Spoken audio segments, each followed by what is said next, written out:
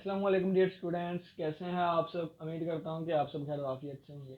तो आज के दिन हम अफाइन एंड यूक्लिडियन ज्योमेट्री इसका लेक्चर नंबर 5 देखेंगे। आज के लेक्चर में हम डिस्कस करेंगे वेक्टर स्पेस। आज के लेक्चर में हम डिस्कस करेंगे वेक्टर स्पेस। वेक्टर स्पेस क्या होती है, तो इसको स्टार्ट करने से पहले मैं पहले 4 लेक्चर्स का थोड़ा सा ओवरव्यू दे देता हूँ, ताकि हमें आज वाले लेक्चर में वेक्टर स्पेस सीखने में आसानी हो। तो चलिए आइए हम स्टार्ट करते हैं। मैंने कहा था कि सबसे पहले आप लोगों ने ना बाइनरी फंक्शन जो है ये डिफाइन करवाया करना। तो फ़र्ज़ किया है मैं binary function under addition define करवा देता हूँ एक सेट एस पर, जो कि एक नॉन एम्प्टी सेट है, जो कि खाली सेट नहीं है। तो ये एस क्रॉस एस से लेके एस तक जाएगा। ठीक है, अगर ये हमारे पास बाइनरी फंक्शन डिफाइन हो जाए तो क्लियर ला हमारे पास ऑटोमेटिकली होल्ड कर जाएगा। कौन सा ला? क्लियर ला। ठीक है, नेक्स्ट दूसरी प्रॉपर्टी पे आते हैं। दूसरी प्रॉपर्टी हम देखते हैं एसोसिएटिविटी। एसोसिएटिविटी, अगर हमारे पास दूसरी प्रॉपर्टी एसोसिएटिविटी होल्ड कर जाए तो मैं कहूँगा कि सेट एस जो है वो अंडर एडिशन हमारे पास एक सेमी ग्रुप होगा। अगर ये दो प्रॉपर्टी होल्ड कर जाती हैं तो मैं कहूँगा कि ये अलजेब्राइक स्ट्रक्चर एक सेमी ग्रुप है। तीसरी प्रॉपर्टी होती है एग्जिस्टेंस ऑफ आइडेंटिटी। अगर हमारे पास आइडेंटिटी भी आ जाती है अंडर एडिशन तो मैं कहूँगा कि ये हमारे पास ये अलजेब्राइक स्ट्रक्चर एक मोनाइड है। अगर चौथी प्रॉपर्टी जो है यानी कि इन्वर्स भी एग्जिस्ट कर जाता है तो मैं कहूँगा कि ये अलजेब्राइक स्ट्रक्चर एक ग्रुप है। यानी कि ग्रुप के लिए ये 4 प्रॉपर्टीज़ होना ज़रूरी है। अगर मैं पांचवी प्रॉपर्टी जो है वो कम्यूटेटिविटी भी प्रूव कर देता हूँ, यानी कि ये प्रॉपर्टी भी अगर होल्ड कर जाए, कम्यूटेटिविटी, कम्यूटेटिविटी, ठीक है, कम्यूटेटिविटी, तो फिर मैं कहूँगा कि ये वाला अलजेब्राइक स्ट्रक्चर क्या है, एक अबिलियन ग्रुप है अंडर एडिशन। ठीक है, ये वाला एक अबिलियन ग्रुप है। अब अगर यही मैं बाइनरी फंक्शन मल्टीप्लिकेशन यानी कि मल्टीप्लिकेशन के लिहाज से करवाऊँ, यानी कि एस क्रॉस एस से लेके एस तक, ठीक है, तो फिर इसके लिए भी प्रॉपर्टीज यही होंगी। क्या? क्लियर ला होगा। ठीक है, क्लियर ला होगा। दूसरी प्रॉपर्टी एसोसिएटिविटी होगी। तीसरी प्रॉपर्टी हमारे पास आइडेंटिटी होगी।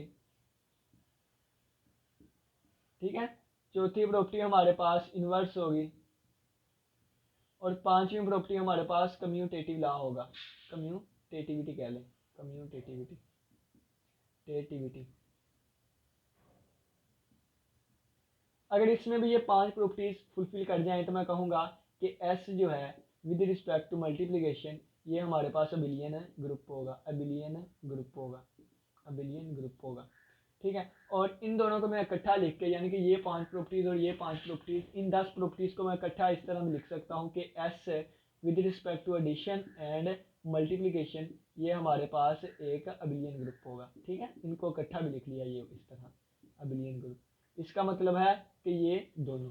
अब देखें, 5 प्रॉपर्टीज ये हो गई, 5 प्रॉपर्टीज ये हो गई, यानी कि मैं अगर आपको बताऊं तो इस वाली चीज़ में हमारे पास 10 प्रॉपर्टीज आ गई।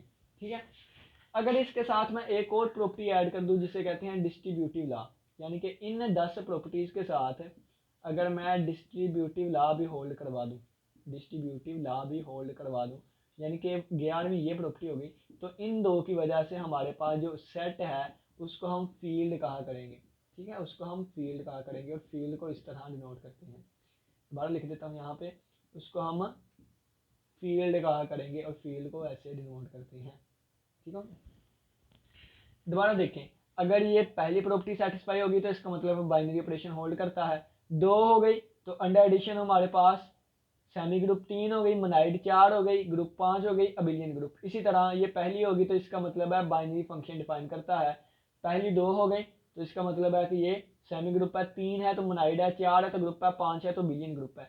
अगर हमारे पास एडिशन में भी बिलियन ग्रुप हो, मल्टीप्लिकेशन में भी बिलियन ग्रुप हो और डिस्ट्रीब्यूटिव लॉ को भी होल्ड करता हो तो हम कहेंगे कि वो सेट एक फील्ड है।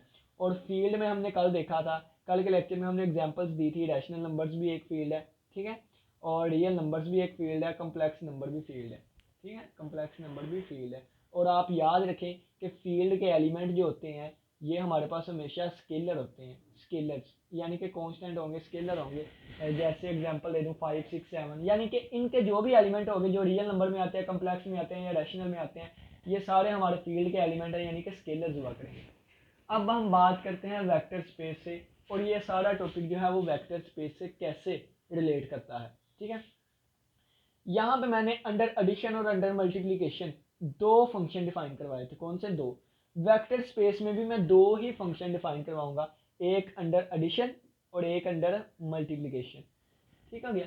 तो इन फंक्शंस को डिफाइन करवाने से पहले मैं आपको एक छोटा सा कंसेप्ट बता देता हूँ। इस यहाँ नीचे ये छोटा, अब अगर फर्ज किया है, देखें कि मैं दो एलिमेंट लेता हूँ, एक मैंने एलिमेंट ले लिया 2 और एक मैंने ले लिया 3। अगर मैं 2 को 3 से मल्टीप्लाई करवाऊँ तो आंसर कितना आएगा? 6 आ जाएगा। अब 2 क्या था? 2 भी एक इंटीजर था। 3 क्या था? ये भी इंटीजर है। 6 क्या है? ये भी एक इंटीजर है। यानी कि मैंने पहला एलिमेंट इंटीजर का लिया तो मैं जी लिख लूंगा, यानी कि पहला एलिमेंट इंटीजर का था, दूसरा एलिमेंट रियल नंबर कह लेते हैं। ठीक है, पहला एलिमेंट रियल नंबर का था, दूसरा एलिमेंट भी रियल नंबर था। तो इन दोनों पे जब मैंने मल्टीप्लिकेशन अप्लाई की, कौन सा फंक्शन मल्टीप्लिकेशन का अप्लाई किया, तो आंसर भी एक रियल नंबर आया। ठीक है, लेकिन अगर मैं क्या करूं कि एक यहाँ पे 2 ले लिया, एक यहाँ पे मैंने एक मैट्रिक्स ले लिया 1 2 1 3। ठीक है, जब इसको मल्टीप्लाई करवाऊंगा तो आंसर आ जाएगा 2 4, 2 एक बार 2 और 2 3 बार 6, फिर आंसर एक मैट्रिक्स ही आया। तो इसका मतलब है जब मैंने मल्टीप्लाई करवाया एक रियल नंबर को एक मैट्रिक्स के साथ, मल्टीप्लाई, ये मल्टीप्लाई नहीं है, ये मतलब कार्टेशियन प्रोडक्ट होता है। क्या होता है? ये हमने लेक्चर नंबर 1 में डिस्कस किया था। जब मैंने पहला एलिमेंट एक कांस्टेंट लिया, एक स्केलर लिया, दूसरा एलिमेंट मैंने एक मैट्रिक्स लिया, तो दोबारा आंसर एक मैट्रिक्स ही आया। ठीक है, अब यहाँ पे समझाने वाली बात ये है कि दोनों एलिमेंट अगर एक ही किस्म के, एक ही टाइप के ले रहा हूँ और आंसर भी एक ही टाइप का आए, तो इसको कहते हैं इंटरनल कंपोजिशन या इंटरनल बाइनरी ऑपरेशन। ठीक है, लेकिन अगर मैं एक एलिमेंट कोई और ले रहा हूँ, एक कोई और ले रहा हूँ, और आंसर उन दोनों में से एक एलिमेंट में ही आ जाए, तो फिर इसको कहते हैं एक्सटर्नल। इसको क्या कहते हैं? एक्सटर्नल। ठीक है, अगर इसकी जगह पे मैं वेक्टर ले लेता, यानी कि यहाँ पे मैं एक और एग्जांपल देता हूँ जिसमें मैं वेक्टर यूज करने लगा हूँ। देखें, अब यहाँ पे मैंने एक 2 ही वेरिएबल ले लिया और यहाँ पे मैंने एक वेक्टर ले लिया 3i plus 2j plus 1k। ठीक है, ये मैंने एक वेक्टर को इससे मल्टीप्लाई करवा दिया, तो आंसर क्या आ जाएगा? 6i और प्लस 4j और प्लस 2k। ये हमारे पास आंसर आ गया। कहने का मतलब ये है कि जब मैंने मल्टीप्लिकेशन वाला उठाया, एक रियल नंबर को जब मैंने एक रियल नंबर का मैंने एलिमेंट ले लिया और एक कौन सा एलिमेंट लिया? एक वेक्टर का एलिमेंट ले लिया, तो हमारे पास आंसर किस में आया? एक वेक्टर में ही आया। तो ये हमारे पास इस तरह होता है। और रियल नंबर क्या है? 2 है। 2 क्या है? एक स्केलर है। मैंने कहा था रैशनल, रियल या कम्प्लेक्स हो तो ये हमारे पास फील्ड होती है, तो मैं आर की जगह चाहूँ तो मैं फील्ड भी लिख सकता हूँ। ठीक है, तो ये मल्टीप्लिकेशन में मैं ये इंटरनल है, दोनों एक में से ही है, आंसर भी उसी में से आया। एक्सटर्नल कौन सा है? एक डिफरेंट लिया और आंसर एक में आएगा। ठीक है, तो इस वेक्टर स्पेस के लिए मैं दो फंक्शन डिफाइन करवाऊंगा, एक अंडर एडिशन और एक अंडर मल्टीप्लिकेशन।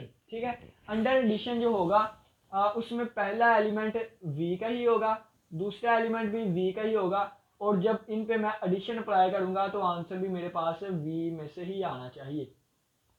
इसी तरह जब मल्टीप्लिकेशन करवाऊंगा तो पहला एलिमेंट फील्ड का होना चाहिए, एक स्केलर होना चाहिए, दूसरा एक v में से होना चाहिए, और इसका आंसर भी v में से आना चाहिए। अगर इन दोनों में से कोई एक फॉलो नहीं करता तो ये वेक्टर स्पेस नहीं होगी, लेकिन अगर ये दोनों डिफाइन हो जाते हैं तो फिर हम आगे वाली प्रॉपर्टी चेक करेंगे। इसमें भी ऐसा होता था, पहले फंक्शन डिफाइन करवाते थे, अगर डिफाइन हो गया तो फिर इनको चेक करते थे। अगर फंक्शन ही डिफाइन नहीं हुआ तो नीचे वाली को चेक नहीं करना। तो बिल्कुल इसी तरह अगर ये हमारे पास फंक्शन डिफाइन हो जाए तो उस वक्त हम 9 प्रॉपर्टीज देखते हैं, कितनी 9 प्रॉपर्टीज सेटिस्फाई करवाते हैं। अगर 9 प्रॉपर्टीज सेटिस्फाई हो जाए किस पे? एक वी सेट पे जो कि नॉन एम्प्टी हो, तो फिर हम इसको कहते हैं वेक्टर स्पेस। वेक्टर स्पेस क्या होता है? तो जिस तरह एक सेट को हम कह देते हैं बाइनरी फंक्शन इस पे अप्लाई हो गया, एक सेट को हम कह देते हैं कि ये मोनाइड है, ये ग्रुप है, ये हमारे पास सेमी ग्रुप है, ये अबिलियन ग्रुप है, ये सेट हमारे पास फील्ड है। इसी तरह हम एक सेट को कहा करेंगे कि ये वेक्टर है स्पेस है। और इस सेट वी में क्या होगा? तो मैं यहाँ पे एक पहले एग्जांपल दे देता हूँ कि ये सेट मैं अगर कहूँ कि इसकी डिमेंशन 2 है, तो मैं कहूँगा कि इस सेट में हमारे पास वेक्टर्स हुआ करेंगे ये वाली फॉर्म के, ठीक है, और एक्स और वाई रियल नंबर्स हैं, ठीक है, एक्स और वाई। तो ये हमारे पास जो सेट आ गया, कौन सा सेट है, वेक्टर्स का सेट है। इसको अगर इस पे मैं 9 प्रॉपर्टीज लगा दूंगा तो मैं कहूंगा ये वेक्टर स्पेस है, ठीक है। तो क्या किया जाता है, एक वेक्टर्स का सेट आ जाता है जिस पे 9 प्रॉपर्टीज सेटिस्फाई करवाई जाती हैं। अगर वो प्रॉपर्टीज सेटिस्फाई हो जाएं उस सेट पे तो उस सेट को मैं वेक्टर स्पेस कहूंगा। अब देखें कि हर जगह ये वाली अगर 3 वाली डिमेंशन आ जाए, यानी कि अगर डिमेंशन 3 आ जाए, यानी कि R3 आ जाए, तो फिर इसको मैं क्या लिखूंगा, XI प्लस वाई जे और प्लस जी के, ठीक है। और मैं यहाँ पे लिखूंगा सच दैट एक्स वाई और जी कहाँ से बिलोंग करते हैं, रियल नंबर में से बिलोंग करते हैं, ठीक है। अब इस नोटेशन को इस तरह भी हम लिख सकते हैं, यानी कि एक्स कोमा वाई कोमा जी, ठीक है, और ये आ जाएगा क्या, एक्स वाई जी कहाँ से बिलोंग करेंगे, आर रियल नंबर में से, ठीक है। तो मैं चाहूँ तो इस वाली नोटेशन को ऐसे भी लिख सकता हूँ, और हमारी बुक्स वगैरह में और जो हमें पढ़ाया जाता है वहाँ पर यही चीज़ यूज़ की जाती है, ठीक है।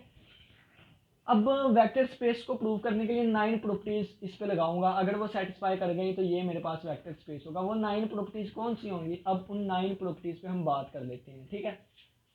उन 9 प्रॉपर्टीज में सबसे पहले मैं ये वाले फंक्शन जब डिफाइन हो गए तो उसके बाद 9 प्रॉपर्टीज में जो पहली 5 प्रॉपर्टीज होंगी वो ये वाली होंगी, यानी कि यहाँ पे मैं आपको बता देता हूँ।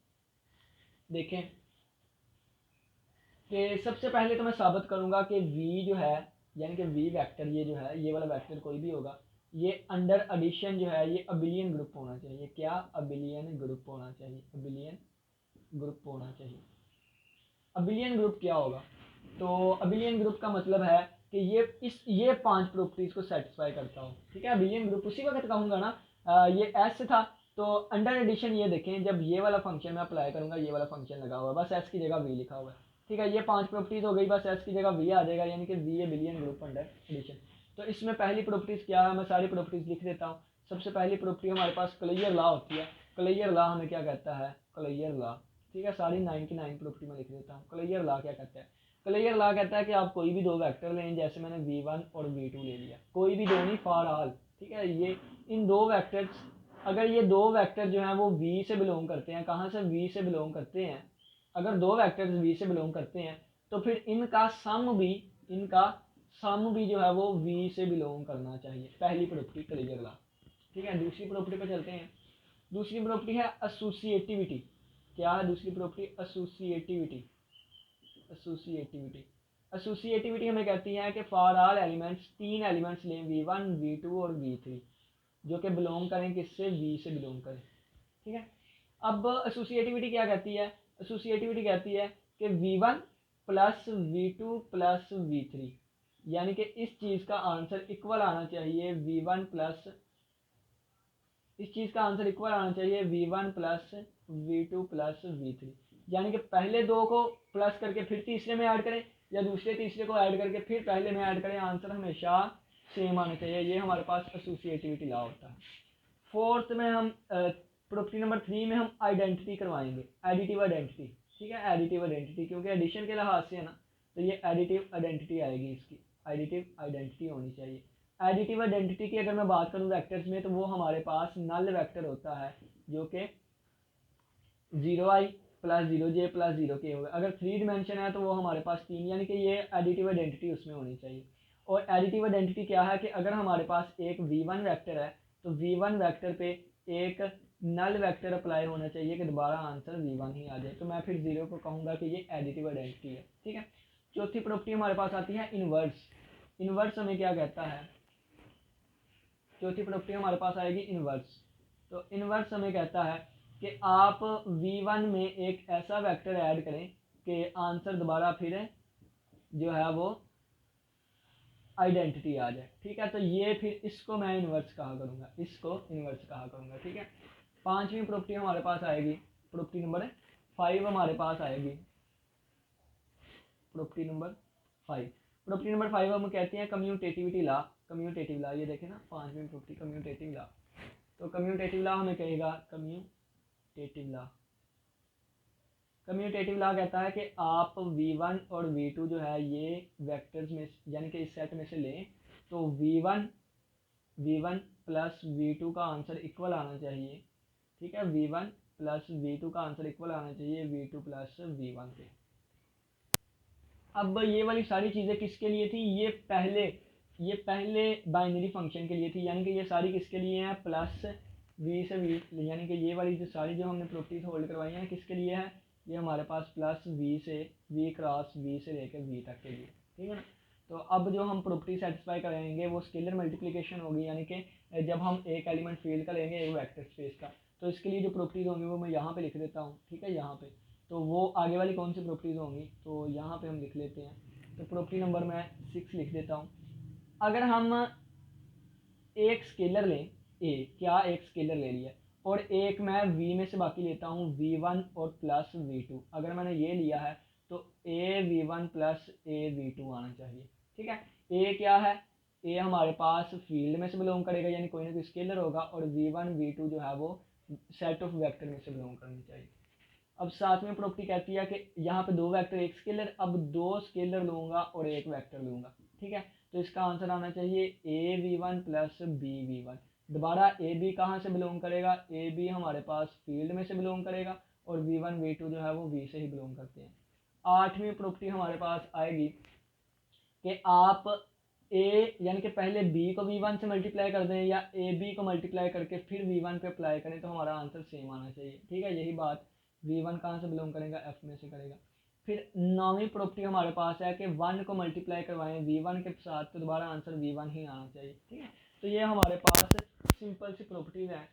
और सादा सी बात ये देखें, कोई भी वेक्टर v है उन पे ये उसको अंडर एडिशन बिलियन ग्रुप ज़ाहिर कर दें, ये 5 प्रॉपर्टी सेटिस्फाई कर दें। अगर ये 5 प्रॉपर्टी सेटिस्फाई हो जाएंगी तो फिर आप ये आगे वाली प्रॉपर्टी सेटिस्फाई कर दें, ठीक है। इसके लिए हमारे पास कौन सा है, इसके लिए हमारे पास अंडर एडिशन आएगा v से लेके बी तक, बी से लेकर बी तक, और यहाँ पे फील्ड में और यहाँ से बी तक, ठीक है। तो चलिए आइए हम पहली एग्जांपल पे चलते हैं, वहाँ से हमें समझ आएगी। और अगर कोई प्रूव हो जाए कि ये वेक्टर स्पेस है ओवर फील्ड एफ के, तो हम इसको लिखेंगे v is a vector space over field F, और फील्ड के एलिमेंट या रैशनल या रियल या कम्प्लेक्स हो सकते हैं, ठीक है।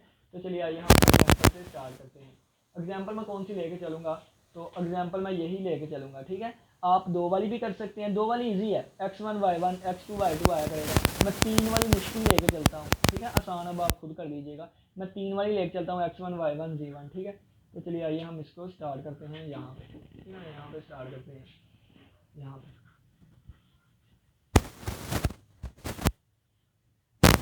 फील्ड के लिए 11 प्रॉपर्टीज होती है, यानी कि अंडर एडिशन बिलियन ग्रुप और अंडर मल्टीप्लिकेशन 10 ये हो गए, 11 डिस्ट्रीब्यूटिव ला, लेकिन यहाँ पे सिर्फ और सिर्फ 9 प्रॉपर्टीज हैं। तो चलिए आइए हम इसको करते हैं और बाकी मजीद एग्जांपल्स देखेंगे। देखें ये मैंने फंक्शन डिफाइन करवा दिया, ये वाला अंडर एडिशन वाला, अंडर एडिशन जो है वो v क्रॉस v से लेके v तक जाना चाहिए, ठीक है। इसके रिलेटेड सबसे पहले हमारे पास ये वाला वेक्टर दिया गया है एक्स आई दे के, हम क्लियर लॉ होल्ड करवाएंगे। क्लियर लॉ में क्या कहता है, v1 v2 लें जो कि v से बिलोंग करते हैं। तो मैंने एक v1 ले लिया जो कि x1, यानी कि इस तरह का लेना है ना, तो x1 y1 z1 ले लेता हूँ, x1 y1 z1, ठीक है। एक और मैंने लेना है वेक्टर v2, तो v2 मैंने वेक्टर ले लिया कहाँ से, इसी सेट में से ले लिया, जो कि आएगा x2 y2 और z2, ठीक है। तो क्लियर लॉ हमें कहता है कि इनको ऐड करें, वो भी उसी में से आए। तो इनको ऐड कर के देखता हूँ, तो इन दोनों को ऐड किया, ये पहली प्रॉपर्टी सेटिस्फाई करवा रहा हूँ, इन दोनों को ऐड किया तो पहला पहले में ऐड होगा, दूसरा दूसरे में, तीसरा तीसरे में, तो आ जाएगा x1 प्लस x2, और फिर आ जाएगा y1 प्लस y2, और प्लस आ जाएगा z1 प्लस z2।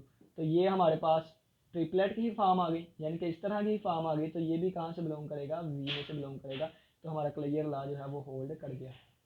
एसोसिएटिविटी की बात करें तो एसोसिएटिविटी हमें कहती है v1 प्लस v2, इन दोनों को प्लस करके v3 में ऐड करें, या फिर v1 इन दोनों को ऐड कर दें, ठीक है। आंसर सेम आना चाहिए। तो v3 क्या होगा, तो v3 भी मैं यहाँ पे लिख देता हूँ। v3 हमारे पास होगा x3 y3 और z3, ठीक है। ये हमारे पास v3 आ जाएगा, ये हमारे पास v3 आ जाएगा। एसोसिएटिविटी अब हम होल्ड करवाते हैं, तो लेफ्ट हैंड साइड लेके चलें, तो लेफ्ट हैंड साइड किसके इक्वल आएगी, ये वाली है। तो जब मैं v1 प्लस v2 करूँगा तो ये वाला आंसर बनेगा ना, तो आंसर क्या बनेगा, x1 plus x2 comma y1 plus y2 comma z1 plus z2, ठीक है। और प्लस v3 की वैल्यू क्या है, v3 की वैल्यू क्या है, x3 y3, z3। ठीक है, इन सभी को ऐड करूँगा तो ये मेरे पास बनेगा x1 प्लस x2, पहले की पहले में ऐड होगी, ठीक है, प्लस x3, दूसरे वाला दूसरे में ऐड होगा y1 plus y2 plus y3, और तीसरे वाला तीसरे में ऐड होगा z1 plus z2 plus z3। ठीक है, ये हमारे पास लेफ्ट हैंड साइड का आंसर आ गया जिसे आपने 1 का नाम दे दिया। अब राइट हैंड साइड को लेके चलेंगे, राइट हैंड साइड को, तो पहले क्या है v1 है, तो v1 वैसे का वैसे ही लिख दूंगा, या v1 की वैल्यू आप लिख लें, तो v1 की वैल्यू आ जाएगी x1, y1, z1, और प्लस v2 v3 को ऐड करूंगा तो क्या बनेगा, पहला पहले में, दूसरा दूसरे में, तीसरा तीसरे में ऐड होगा, तो हमारे पास आ जाएगा, यानी कि इन दोनों को ऐड करना है तो ये इसमें ऐड, ये इसमें ऐड, ये इसमें ऐड, तो हमारे पास आ जाएगा x2 plus x3, y2 plus y3, और z2 प्लस z3। अब इन दोनों को ऐड करें तो पहला पहले में x1 plus x2 plus x3 आ जाएगा, इसी तरह दूसरा y1 plus y2 plus y3 आ जाएगा, और इसी तरह तीसरा z1 plus z2 plus z3 आ जाएगा। ये लेफ्ट हैंड साइड है, ये राइट हैंड साइड है, तो 1 इक्वल टू आ गया 2 के, तो इसका मतलब है हमारे पास कि एसोसिएटिविटी लॉ होल्ड कर गया। ठीक है, ये एसोसिएटिविटी लॉ था। अब हम चलते हैं फोर्थ पे, ठीक है, एसोसिएटिविटी लॉ होल्ड कर गया। अब हम चलते हैं तीसरी पे, आइडेंटिटी। तो ये वेक्टर है तो इसकी आइडेंटिटी क्या होगी, तो मैं कहूँ कि अगर v1 हमारे पास, यानी कि यहाँ पर डायरेक्ट ही कर देता हूँ, यानी कि v1 प्लस एक ऐसा एलिमेंट आना चाहिए जिसे मैं 0 का नाम दे देता हूँ नल मैट्रिक्स का, कि दोबारा v1 ही आए। तो ये इस तरह मैं आगे से कर देता हूँ x1, y1, z1, और इसमें ऐड क्या करूँगा 0 0 0 0 0 0, तो दोबारा आंसर क्या आएगा, दोबारा आंसर हमारे पास x1 y1 z1 आएगा, यानी कि ये आइडेंटिटी एलिमेंट एग्जिस्ट कर गया, तो ये हमारे पास तीसरी प्रॉपर्टी भी सेटिस्फाई कर गई। फोर्थ में हम इन्वर्स देखते हैं, अगर हमारे पास एक वेक्टर v1 क्या है, x1 y1 z1 है, तो माइनस v1 वेक्टर क्या होगा, ये होगा माइनस x1 माइनस y1 और माइनस z1 होगा। इन दोनों को ऐड करूँ तो दोबारा आइडेंटिटी बननी चाहिए, अगर बन गई तो हमारा इन्वर्स भी एग्जिस्ट कर जाएगा, तो v1 प्लस माइनस v1 हमारे पास आएगा x1, y1, z1, और प्लस ये माइनस x1, ये माइनस y1, और ये माइनस z1। ठीक है, तो इन दोनों को ऐड करूँगा तो ये हमारे पास आएगा, आगे ही ऐड कर देता हूँ बल्कि नीचे करते हैं, ये हमारे पास आ जाएगा x1 minus x1, y1 minus y1, और z1 माइनस z1, और ये इसके साथ कैंसिल, ये इसके साथ, ये इसके साथ, तो आ जाएगा 0 0 0। तो दोबारा हमारे पास आइडेंटिटी आ गई, तो इसका मतलब है कि इसका इन्वर्स भी एग्जिस्ट कर गया। ठीक है, अब पांचवी प्रॉपर्टी देखते हैं। तो पांचवी प्रॉपर्टी हमारे पास है कि v1 प्लस v2 का आंसर v2 प्लस v1 के आना चाहिए, यानी कि कम्यूटेटिविटी लॉ। तो लेफ्ट हैंड साइड को लेकर चलता हूँ, लेफ्ट हैंड साइड, ठीक है, तो left hand side v1 plus v2 करूँ तो ये हमारे पास आ जाएगा x1 प्लस x2, और y1 प्लस y2, और z1 प्लस z2 आ जाएगा। ठीक है, ये हमने यहाँ पे भी किया था v1 प्लस v2 को। ठीक है, ये वाला मैंने लिख लिया। अब दो तरह से ना हम चीज़ों को प्रूव कर सकते हैं। एक तरीका ये है लेफ्ट लेके चलें, राइट हैंड साइड लेके चलें, दोनों को आपस में प्रूव कर दें, ये भी तरीका ठीक है। दूसरा तरीका आप यहाँ पे लगा सकते थे इनकी जगह चेंज करके, या इनमें कॉमन दोबारा वापस लेके तो आप कह दें। ठीक है, तो मैं दूसरा तरीका यहाँ पे लगाने लगा हूँ। वैसे आप राइट हैंड साइड लेके चले ना, तो उस तरीके से भी आप लोग चल सकते हैं। ठीक है, अगर आप राइट हैंड साइड लेके चले ना, उस तरीके से भी चल सकते हैं। तो मैं ये वाला तरीका लगाने लगा हूँ। देखें, अब इसको लिख सकता हूँ, ये रियल नंबर है x2 प्लस x1। दूसरा तरीका ये है y2 प्लस y1, इसको लिख सकता हूँ क्योंकि रियल नंबर है, आगे पीछे हम इसको कर सकते हैं। 5 प्लस 2 आंसर होता है 2 प्लस 5 के। ठीक है, तो और ये हमारे पास आ जाएगा z2 प्लस z1। तो इसको मैं फिर लिख सकता हूँ क्या, x2 y2 और z2, और प्लस x1 y1 और z1। ठीक है, क्योंकि हम इन दोनों को ऐड करेंगे दोबारा यही चीज़ बनेगी। तो ये हमारे पास किसके इक्वल है, ये हमारे पास v2 के इक्वल है, और प्लस v1, तो लेफ्ट राइट के इक्वल आ गई, यानी कि पांचवी प्रॉपर्टीज भी सेटिस्फाई हो गई। अब ये पहली 5 प्रॉपर्टी सेटिस्फाई हो गई हैं, तो मैं क्या कहूँगा, v एंड एडिशन जो है वो अबिलियन ग्रुप ज़ाहिर हो गया, यानी कि पहली 5 प्रॉपर्टी जो है हमारे पास ज़ाहिर हो गई। अब आगे वाली 4 प्रॉपर्टी हम लेके चलेंगे। तो पहले ना इसको रेज करके ना सारा, तो बल्कि आगे ही इसके करते हैं, आगे जगह कम है, तो हम ना इसको रेज करके ऊपर सारी प्रॉपर्टीज, आपको पता तो चल गया है, तो ऊपर लिख लेते हैं कि v जो है वो अंडर एडिशन हमारे पास अबिलियन ग्रुप साबित हो गया है। ठीक है, v जो है वो अंडर एडिशन हमारे पास अबिलियन ग्रुप ज़ाहिर हो गया।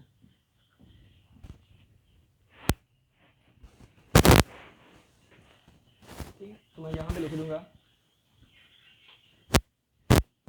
यहाँ पे मैं लिख दूँगा कि अंडर एडिशन v से लेके v तक हम गए थे, तो हमारे पास पहली 5 प्रॉपर्टी जो है वो सेटिस्फाई हो गई है, यानी कि v अंडर एडिशन क्या है, अबिलियन ग्रुप है, अबिलियन ग्रुप हो गया। ठीक है, अब छठी प्रॉपर्टी पे चलते हैं। छठी प्रॉपर्टी कहती थी कि एक आप ये ले लें और v1 प्लस v2 करें, दोबारा answer a v1 plus a v2 आना चाहिए। ए फॉर आल ए जो है वो स्केलर है, और यानी कि फॉर आल ए बिलोंग करेगा f में से, फील्ड में से, और v1 v2 बिलोंग करेंगे किस में से, वेक्टर स्पेस में से। तो चलिए आइए लेफ्ट हैंड साइड को लेकर चलूँगा। इसके भी दो तरीके हैं, लेफ़्ट को लेके चलें राइट के इक्वल प्रूफ कर दें, या लेफ़्ट को भी लेके चलें राइट को भी लेके चलें। तो मुझे ये तरीका ज़्यादा बेहतर लगता है, ठीक है, लेफ़्ट को भी लेके चलेंगे राइट को भी। तो ए की जगह ए ही इन दोनों को ऐड किया था, हमारे पास आया था x1 plus x2 y1 plus y2। अब मैं 3 वाला कर रहा हूँ, आप 2 वाला बस देखें, इतना इतना ही होता है। मैं 3 वाला लेके चल रहा हूँ, यानी कि ये वाला, आप ये वाला खुद करेंगे, ठीक है। और ये आ जाएगा हमारे पास g1 प्लस g2, ठीक है। ए को अंदर मल्टीप्लाई करवा दें तो ये आ जाएगा हमारे पास a multiply by x1 x2, a multiply by y1 plus y2, a multiply by g1 plus g2, यानी कि ये इस तरह आएगा a multiply by x1 plus x2, ठीक है, और a multiply by y1 plus y2, और फिर a multiply by g1 plus g2। ये देखें एक एक स्टेप करके दिखा रहा हूँ। तो ये हमारे पास आ जाएगा ax1 plus ax2 coma ay1 और प्लस ay2 और कोमा az1 प्लस az2। अब आप ये भी कर सकते हैं कि देखें, अब इसको आप ऐसे भी लिख सकते हैं ax1, ठीक है, और कोमा ay1 कोमा az1, और इसको लिख दिया plus ax2 plus coma ay2 और कोमा az2, यानी कि ये पहला पहले इसका लहदा प्रोडक्ट पेयर बना दिया, इसका लहदा, ठीक है। और इसको देखें तो ये a का मन आ जाएगा, ये बचेगा x1 y1 z1, और प्लस इसमें से a का मन आ गया, बचेगा x2 y2 z2, और ये हम कहेंगे कि ये आ गया a, ये किसकी वैल्यू थी, ये v1 की थी, प्लस a v2 आ गया। ये हमारी लेफ्ट राइट के प्रूव हो गए। लेकिन इससे ज़्यादा ना मैं दूसरा तरीका आप लोग को प्रेफर करता हूँ, ठीक है। ये भी ठीक है, बहुत अच्छा है ये तरीका भी, हर कोई यही यूज़ करता है, लेकिन मैं ज़्यादा प्रेफर इसको करूँगा कि लेफ्ट हैंड साइड आ गई ना, इसको 1 का नाम दे दें। अब आप लोग राइट हैंड साइड लेके चलें, ठीक है। ए v1 का मतलब क्या है, ए x1 coma y1 coma z1, और प्लस ए v2 का मतलब क्या है, x2 coma y2 coma z2, ठीक है। अंदर मल्टीप्लाई कर दें तो आ जाएगा ax1, और हाँ ये अंदर मल्टीप्लाई कर दिया तो आ गया ax1 ay1 az1 और प्लस ax2 ay2 और az2। ऐड करेंगे पहले को पहले में, दूसरे को दूसरे में, ax1 और प्लस ax2 आ जाएगा, कोमा ay1 प्लस ay2 आ जाएगा, कोमा az1 प्लस az2 आ जाएगा। ये हमारे पास 2 आ गया, 1 इक्वल टू आ गया 2 के, तो इसका मतलब है कि ये प्रॉपर्टी नंबर 6 भी सेटिस्फाई कर गई, ठीक है। तो अभी सभी को रेज कर देता हूँ, पता तो आपको चल गया। तो ये हमारे पास प्रॉपर्टी नंबर 6 जो है ये वेरीफाई कर गई है। प्रॉपर्टी नंबर 7 क्या कहती है कि दो हम स्केलर ले लेते हैं, एक वेक्टर ले लेते हैं, तो ये a v1 plus b v1 आना चाहिए for all a b belongs to field and v1 belong to v से, ठीक है। तो चलिए आइए इसको स्टार्ट करते हैं। अब हम डायरेक्ट ही करेंगे, लेफ्ट हैंड साइड किसके इक्वल आया करेगी, तो जब हम इसकी जगह x1 x2 z, जब इसकी जगह पे x1 y1 z1 रखेंगे ना, तो ये आ जाएगी a b1, यानी कि सभी से मल्टीप्लाई करेंगे तो आ जाएगी फिर a प्लस b y1 और फिर a प्लस b z1, ठीक है। यानी कि इसको हमने क्या किया, a प्लस b को मल्टीप्लाई करवाया x1 coma y1 coma z1 से, ठीक है, ये लेफ्ट हैंड साइड से। अब आगे देखें, जब इसको मल्टीप्लाई करवाऊंगा तो ये आएगा ax1 plus bx1 coma ay1 plus by1 और कोमा az1 प्लस bz1, ठीक है। ये हमारे पास चीज़ आ गई। अब ये लेफ्ट हैंड साइड है, राइट हैंड साइड को लेकर चलूँगा, टाइम कम है हमारे पास तो जल्दी जल्दी करते हैं। अब आ जाएगा a v1 plus a v2, तो a v1 की जगह पे x1 coma y1 coma z1 और प्लस a v2 की जगह पे x2 coma y2 coma z2 coma, इसको इससे मल्टीप्लाई करूँगा आ जाएगा ax1 ay1 और az1, ठीक है, और प्लस ये आ जाएगा ax2 ay2 और az2, दोनों को ऐड करूँगा आ जाएगा ax1 प्लस ax2, ये आ जाएगा ay1 प्लस पहला पहले में, दूसरा दूसरे में, तीसरा तीसरे में ऐड ay2, और ये आ जाएगा az1 और प्लस az2। तो ये हमारे पास राइट हैंड साइड है, ये लेफ्ट हैंड साइड है, दोनों सेम है, इसका मतलब प्रॉपर्टी नंबर 7 भी सेटिस्फाई कर गई, ठीक है। तो अब मैं यहाँ पे इस सभी को रेज करके लिख दूंगा, प्रॉपर्टी नंबर 7 भी सेटिस्फाई हमारे पास कर गई है। प्रॉपर्टी नंबर 8 पे चलते हैं। प्रॉपर्टी नंबर 8 हमें कहती थी a b v1, तो ये इक्वल होगा a b v1 के, तो ये मैं डायरेक्ट ही करवा दूंगा, ठीक है, दूसरी तरफ। तो ये a, इसको जब मल्टीप्लाई करवाऊंगा तो bx1 bx2 और बी वाई वन और बी जी वन आ जाएगा, ठीक है। अंदर मल्टीप्लाई ए को करवाऊंगा, ए बी एक्स वन आ जाएगा, ए बी वाई वन आ जाएगा और ए बी जी वन आ जाएगा, ठीक है। ए बी को कॉमन ले लें दोनों सभी में से, तो ये आ जाएगा एक्स वन y1 z1, और ये हमारे पास आ जाएगा a b, और ये किसकी वैल्यू है v1 की, लेफ्ट राइट के इक्वल प्रूव होगी। ठीक है, 8वीं प्रॉपर्टी सेटिस्फाई होगी। 9th वाली प्रॉपर्टी कहती है 1 multiply by v1 equal to आना चाहिए v1, तो ये 1 मल्टीप्लाई बाय v1 की जगह पे x1 y1 z1, 1 को अंदर मल्टीप्लाई करवाऊंगा, 1 multiply by v1 x1, 1 multiply by y1 और 1 मल्टीप्लाई बाय z1, तो ये हमारे पास आ जाएगा किसके 1 को मल्टीप्लाई करवाऊंगा x1 y1 z1, और ये किसके इक्वल है, v1 के ही इक्वल है। ठीक है, तो ये हमारे पास 9th प्रॉपर्टी सेटिस्फाई कर गई है। तो मैं कहूँगा कि v जो है, v हमारे पास अकॉर्डिंग टू फील्ड f हमारे पास एक वेक्टर स्पेस है। क्या है, वेक्टर स्पेस है। ठीक है, अगर हमारे पास ये जो f है ना फील्ड, इसकी जगह पे आर नंबर लिखा हो तो हम कहेंगे v is a vector space over field f। ठीक है, और अगर आर लिखा हो तो इसे हम रियल वेक्टर स्पेस भी कहते हैं। अगर आप कम्प्लेक्स नंबर हो तो हम इसे कम्प्लेक्स वेक्टर स्पेस भी कहते हैं, या फिर इसे कहते हैं v is a vector space over field complex number. ठीक है, तो इस तरह डिफरेंट इसकी कैटेगरीज हैं इसको लिखने की। तो उम्मीद करता हूँ वेक्टर स्पेस क्या होती है, सेट ऑफ वेक्टर्स ही होते हैं। अगर इस पर 9 प्रॉपर्टी सेटिस्फाई कर गई तो इसका मतलब है ये वेक्टर स्पेस होगी। ठीक है, तो सेट ऑफ वेक्टर्स पे अगर 9 प्रॉपर्टीज अप्लाई कर दें तो वो 9 कौन सी हैं, पहली 5 ये वाली हैं, ये मैंने आप लोगों के सामने लिखी है, ये अंडर एडिशन चेक करते हैं, और आगे वाली 6वीं 7वीं 8वीं 9वीं ये है। नेक्स्ट हम कुछ एग्जांपल्स देखते हैं, और आज के लेक्चर में ना वो एग्जांपल्स मैं आपको बता रहा हूँ जो कि हमें टॉपिक समझने में मदद देंगी। ठीक है, नेक्स्ट लेक्चर जो आएगा ना उसमें मैथमेटिकली मेथड की एग्जांपल्स होंगी, और उससे नेक्स्ट जो आएगा उसमें mathematically method by S M Yusuf chapter number 6.1 के कुछ क्वेश्चन होंगे। तो ख़ास तौर पे मैं अफाइन एंड यूक्लिडियन ज्योमेट्री को लेके चल रहा हूँ। मैं उस बुक को, मैथमेटिकली बुक को मैं ख़ास तौर पे नहीं लेके चल रहा। तो जब मैथमेटिकली मेथड की बुक पे लेक्चर्स बनाऊंगा ना तो उसकी एक अलहदा प्ले लिस्ट आएगी, चैप्टर नंबर 6 से अलहदा आएगा। ठीक है, लेकिन ये अफाइन एंड यूक्लिडियन ज्योमेट्री को लेकर चल रहा हूँ, तो इस कोर्सेज के रिलेटेड जो जो इंपॉर्टेंट क्वेश्चन या एग्जाम्पल या जो भी चीज़ इंपॉर्टेंट होगी मैं करवाने की कोशिश करूँगा। ठीक है ना, तो इसमें से वेक्टर स्पेस के रिलेटेड कुछ एग्जांपल्स और जो क्वेश्चंस हैं वो हमें मैथमेटिकली मेथड की बुक से भी आने चाहिए, तो मैं वो भी करवाऊंगा। ये उस बुक में नहीं है चीज़ें, यानी कि ये एग्जांपल्स वगैरह, तो ये वैसे ही मैं आप लोग को बता रहा हूँ क्योंकि आप लोग का ये कंसेप्ट जो है मज़ीद पक्का हो। तो चलिए आइए मज़ीद एग्जांपल्स देखते हैं। सबसे पहले देखें, हमने ये दो फंक्शन डिफाइन करवा के देखने हैं। अगर ये फंक्शन डिफाइन हो गए उस वक्त हमने 9 प्रॉपर्टी सेटिस्फाई करवानी है। अगर ये दो फंक्शन भी सेटिस्फाई ना हुए तो फिर हम आगे इसको कैसे लेके चलेंगे। मज़ीद यहाँ पे ना मैं एक यहाँ पे अभी एग्जांपल लिख देता हूँ। देखें, एग्जांपल मैं ले लेता हूँ क्या कि एग्जांपल मैं ले लेता हूँ कौन सी, मैंने एक वी सेट ले लिया। कौन सा, मैंने एक वी सेट ले लिया। फ़र्ज़ किया है कि वो मैंने ले लिया रैशनल नंबर्स का सेट, और मैंने फील्ड कौन सी ले ली, मैंने फील्ड ले ली, फील्ड मैंने ले ली, फील्ड मैंने ले ली आर्लियर नंबर्स की। ठीक है ना, अब इसको चलते हैं। अंडर एडिशन हमारे पास क्या आएगा, अंडर एडिशन आएगा पहला रैशनल, ठीक है, दूसरा एलिमेंट भी रैशनल का, आंसर भी रैशनल आना चाहिए। तो दो रैशनल्स को प्लस करूँ तो हमेशा एक रैशनल ही आएगा, और इस पे मैंने साबित भी करवाया कि यानी कि ये जो रैशनल नंबर है ना, ये रैशनल जो है रैशनल अंडर एडिशन ये अबिलियन ग्रुप होता है। ठीक है, ये मैंने एग्जांपल भी करवाई थी ग्रुप वाली लेक्चर में। ठीक है, अब ये देखें, अब मल्टीप्लिकेशन पे चलते हैं। तो पहला एक फील्ड का एलिमेंट होना चाहिए, ठीक है, फील्ड का, और दूसरा वी का होना चाहिए, और आंसर दोबारा वी में आए। कहने का मतलब ये है कि फील्ड यहाँ पे रियल नंबर लेके चल रहा हूँ तो एक एलिमेंट रियल का नंबर का हो और एक रैशनल का हो, और जब इन दोनों को मल्टीप्लाई करवाएं तो आंसर भी रैशनल आना चाहिए। ठीक है, तो मैं देखें रियल में से एक एलिमेंट उठा लेता हूँ, फ़र्ज़ किया मैं उठा लेता हूँ उसके √2। ठीक है, ये रियल नंबर है।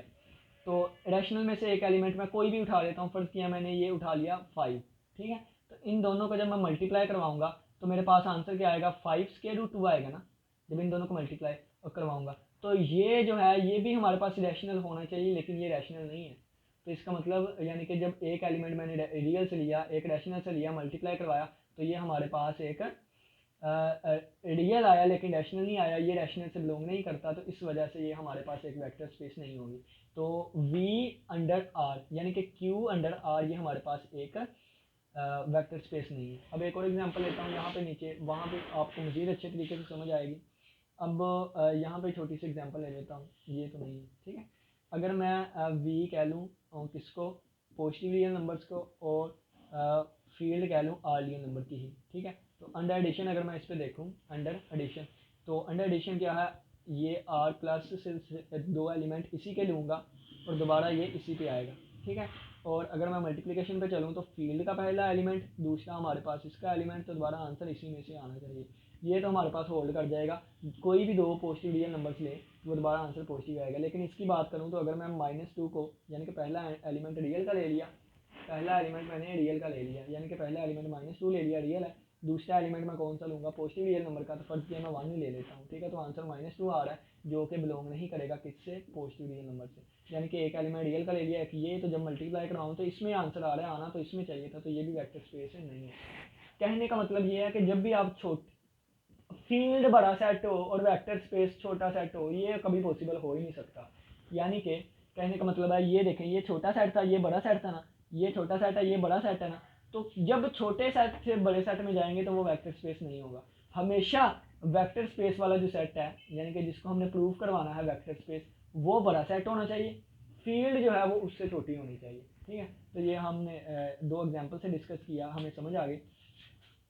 नेक्स्ट और एग्जाम्पल देख लेते हैं ताकि हम लोगों को अच्छे तरीके से समझ आ सके, ठीक है। अब मैं ना एक वी सेट ले लेता हूँ, यानी कि यहाँ से मैं एक सेट यही सेट उठा लेता हूँ, लेकिन इस पर एक कंडीशन लगा देता हूँ, ठीक है ना। यही एक सेट में ले लेता हूँ और इसमें x, y ले लिया, और सच डैट जो है मैं x कह देता हूँ, ये ग्रेटर दैन इक्वल टू 0 है, और y जो है वो रियल नंबर से बिलोंग करता है। x भी रियल नंबर है लेकिन ग्रेटर दैन क्या है, इक्वल टू 0, या इसको कह देता हूँ कि x जो है ना, x जो है ये बिलोंग करेगा पॉजिटिव रियल नंबर में से, ठीक है, और y जो है रियल नंबर में से।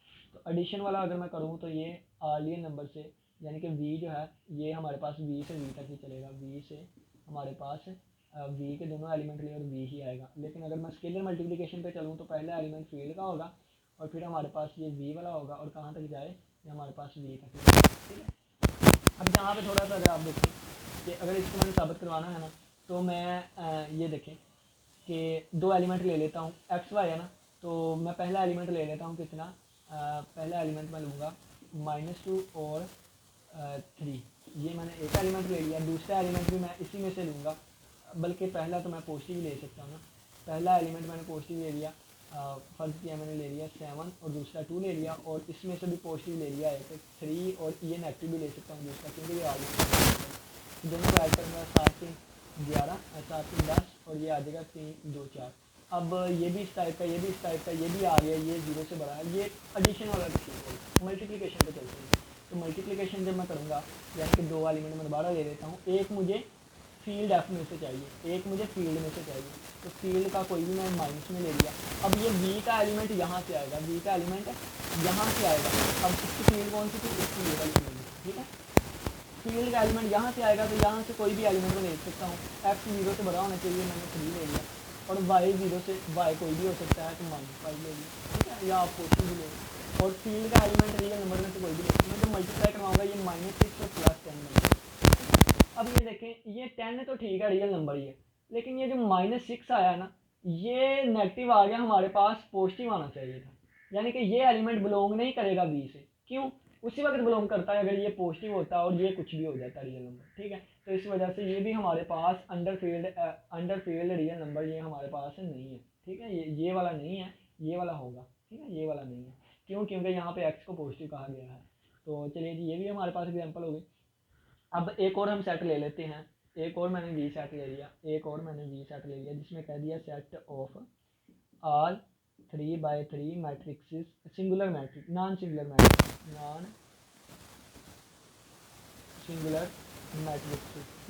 मैट्रिक्स का मतलब है कि वी सेट में ऐसे मैट्रिक्सेस मौजूद हैं कि जिनका डिटर्मिनेंट 0 नहीं है। नॉन सिंगुलर का मतलब है जिनका डिटर्मिनेंट 0 नहीं है, ठीक है, जिनका डिटर्मिनेंट 0 के इक्वल नहीं है।